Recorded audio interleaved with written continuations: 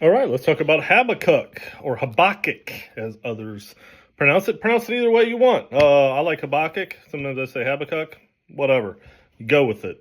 Just say it confidently, and nobody knows the difference. So, I like this prophet. I like this prophet because he is asking one of the great questions that we all ask: why do bad things happen to good people? Here's the thing: he never gets a good answer. He never does. I don't think we get a good answer today. We ask that question all the time. And why does God allow good things or bad things to happen to good people? If a God is all loving, why does God allow that? If God is all knowing, why does God not do something to stop it? Right. And so these are great questions that we ask, and tough questions that we ask, and questions that we can see in Scripture that get asked all throughout, whether it's in the Hebrew Bible with Habakkuk or whether it's the churches that Paul is writing letters to, who seeing themselves following Jesus, struggling. The world feels like is against them. I want to know, if we're following Jesus, why is this happening? And we can fast forward to today's time. We can be faithful. We can be good. We know good people. We see kids and get harmed and hurt, and we're like, why does this happen? And so this is an age-old question, one that this prophet is asking, and wants a response from God, and gets one, but not one that he is okay with, not one that he helps us satisfy his question. And I don't know if we'll ever be satisfied with an answer to that. I think it's something we think about, kind of maybe develop a theology around about this. But I think it's a tough question, one that the prophet raises, one that I'm not going to try to answer in this. This is not a place for me to answer this, just to talk about the Scripture and to let you just kind of be stirred with it and just sit with it. And what do you think? So a little bit of background on Habakkuk here. So he appears after the death of Josiah. And he faces, again, that question of why do bad things happen to good people?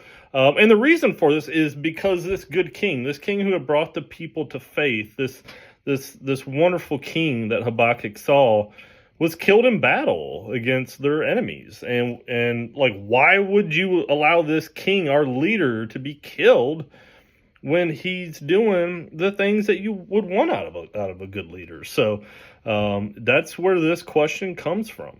And again, Habakkuk doesn't receive a good answer, but what Habakkuk does, and what he does say is, I'm going to remain faithful. I'm going to remain faithful. And I think part of our response can be that too, is, I don't know the answer and I don't know why. Rather than turn away, I'm going to remain faithful. And I'm going to keep trying to understand and seek this. And that's something I've had to do. I've had to continue to seek that answer year after year after year. And I feel fairly good about my where I'm at now with what I believe. But again, my goal is not to tell you, it's for you to sit with that. What I would say is, we live in a sinful world, and we get choices, and part of our choices can be to do good or do harm.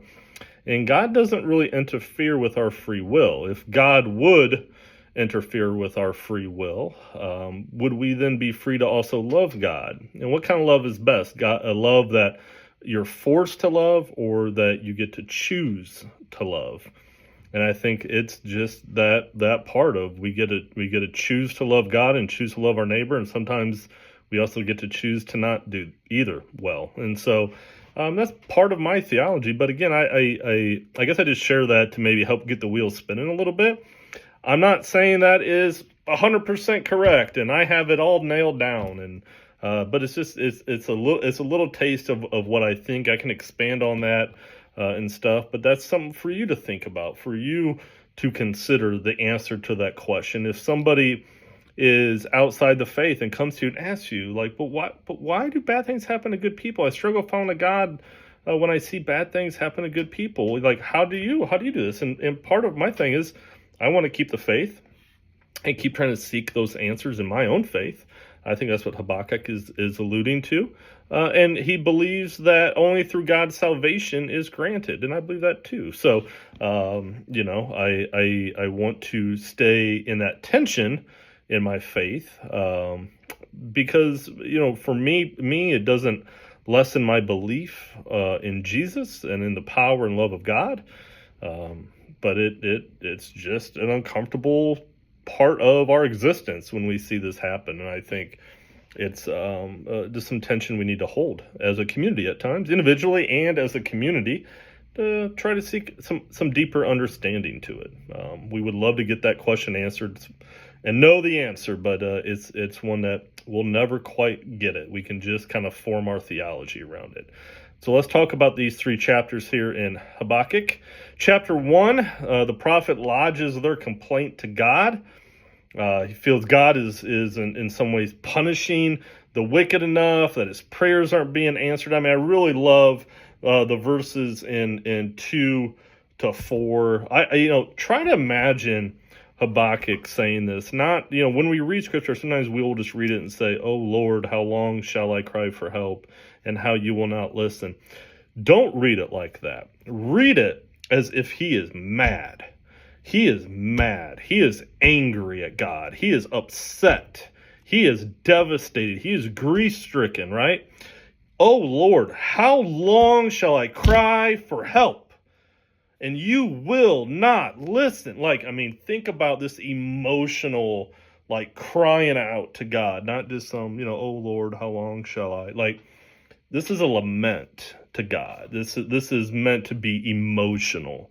And this also is good for us because we can lament to God. We can be emotional to God. We can be angry towards God. God can't handle that. So when we're dealing with grief or we're dealing with these losses that we just don't understand, we can lament to God in these ways as well. So I think it's a really great way for us to kind of place ourselves here with a prophet in what do we got to get off our chest? And that's what the prophet's doing. So he is petitioning to God. He is saying what he has to say to God. And in chapter 2, God replies to the prophet. And he speaks of the destruction that's going to happen to Jerusalem's enemies as well.